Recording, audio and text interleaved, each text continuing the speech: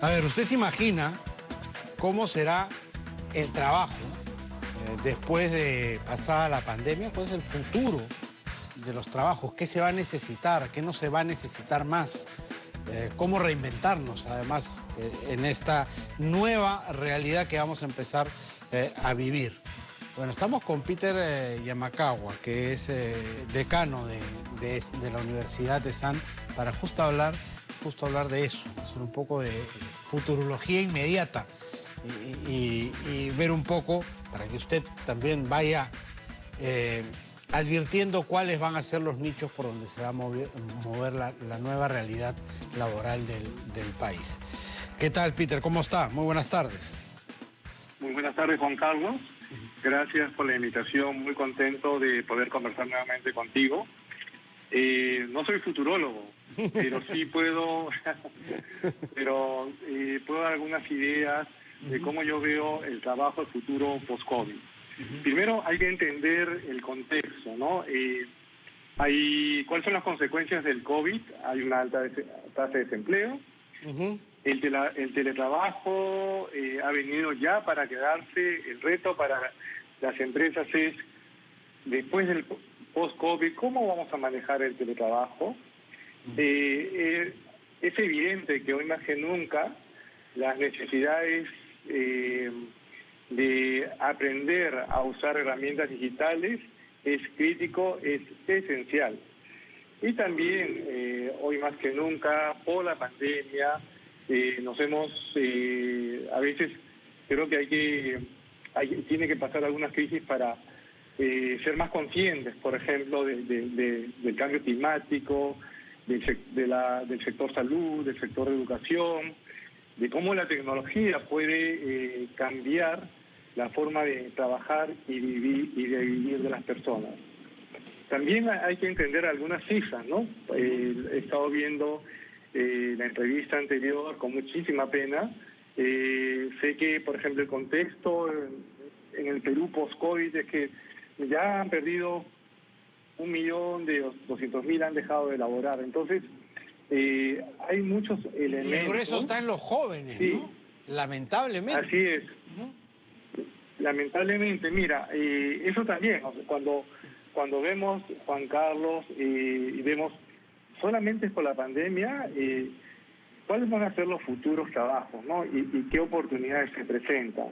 Eso obviamente depende mucho de la estrategia que tenga el gobierno para poder recuperarnos rápidamente del post-COVID, también del rol que tenga el sector privado para poder recuperarnos rápidamente. Pero también es importante entender que algunos sectores han sido más golpeados que otros, el sector turismo, el sector hotelero, por ejemplo, y en cambio otros sectores como el sector salud todavía pues se van a necesitar muchísimos profesionales, y eso es evidente durante la pandemia, que nos hemos percatado, ¿no? Y el sector educación, y por ejemplo, mira, cómo la tecnología de información, creo que nos ha salvado mucho, ha ayudado a la sostenibilidad de muchas empresas, ¿no? Empresas que eran muy reticentes al uso de las telecomunicaciones, de la tecnología de la información, han tenido que trabajar inmediatamente y entrar a lo que llamamos la transformación digital. Entonces, hay muchos factores que van a afectar para predecir el futuro de los trabajos que se van a requerir. Pero obviamente puedo dar algunas ideas, ¿no? Además del sector salud que mencionabas, ¿qué otros sectores podrían ser los más demandados después de que pase la pandemia? Mira, todo lo que está relacionado con tecnología, ¿no?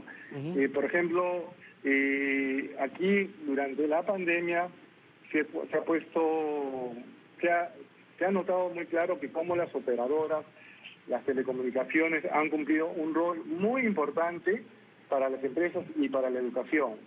Entonces, todo lo que está relacionado con la tecnología, pero también hay que considerar que cuando nos conectamos a las redes de comunicaciones, también hay un aspecto que es la ciberseguridad. Entonces, son trabajos que se van a necesitar muchos profesionales en los temas de ciberseguridad, de tecnología de información, de desarrollo de aplicaciones, etcétera. Por ejemplo, también todo lo que tiene que ver con el cuidado, digamos, de las personas, ¿no? Yo creo que con esta pandemia hay muchos profesionales que están muy metidos en la casa.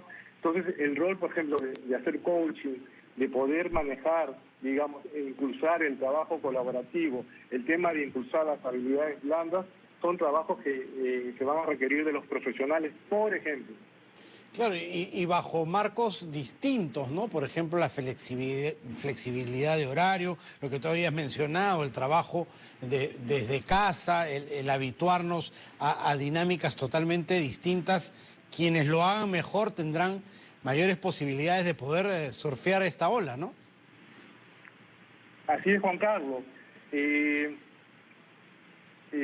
Yo quiero centrarme más, digamos, en algunos pilares que pueden dar alguna orientación de cuáles son los trabajos posibles y también que va a servir como a dar algunas ideas para los empresarios, para los empleadores y empleados, ¿no?